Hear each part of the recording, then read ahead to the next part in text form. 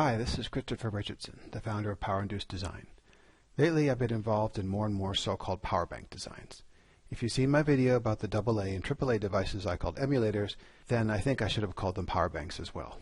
Just so we're clear, I'm referring to a box with a rechargeable battery inside that has circuitry to output a steady voltage to recharge your laptop or mobile phone, etc. Some sort of lithium-ion technology is inside pretty much every power bank, unless we're talking about a big one for your desktop computer. That might still be lead acid, but I think lead acid will be completely replaced by lithium-ion sooner rather than later. This video is about charging the cylindrical 18650 cells that I rescue from dead laptop computers. I don't know how much charge is in them when I rescue them, and if you order lithium-ion batteries, they'll arrive, by truck or rail, but not by plane, around halfway charged. One important note, don't take apart old laptop battery packs unless you have an electronics lab and a dedicated electrical fire extinguisher.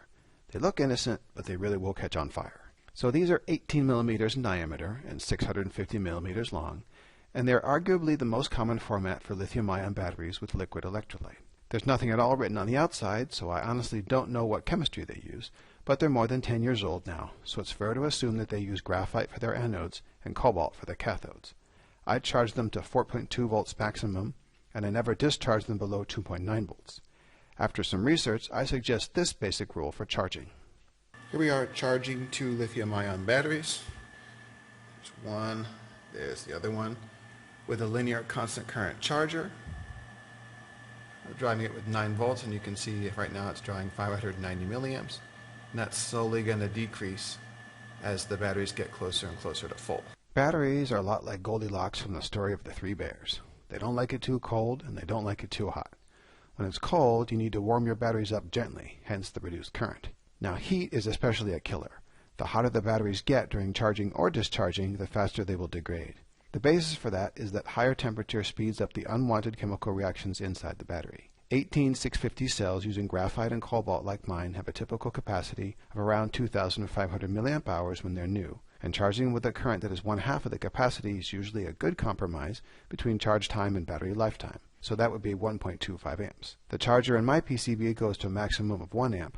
In every battery stack with more than one cell, circuits are needed to ensure that the voltage distributes evenly for series connections and that the current distributes evenly for parallel connections. Batteries of the same type, with the same state of charge, and with the same age will share voltage and current fairly well, but when there are mismatches, then one battery can take too much voltage and be damaged, or take too much current and overheat and also be damaged. It's pretty easy to guess what the termination voltage is for this IC.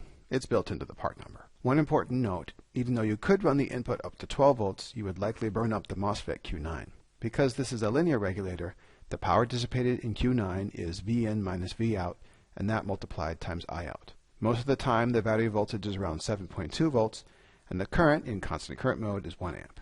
Easy math.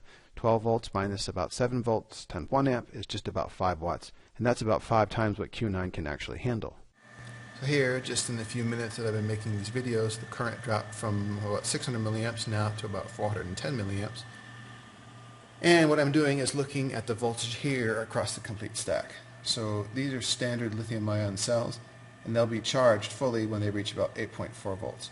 So they're just about done. That's it for this video.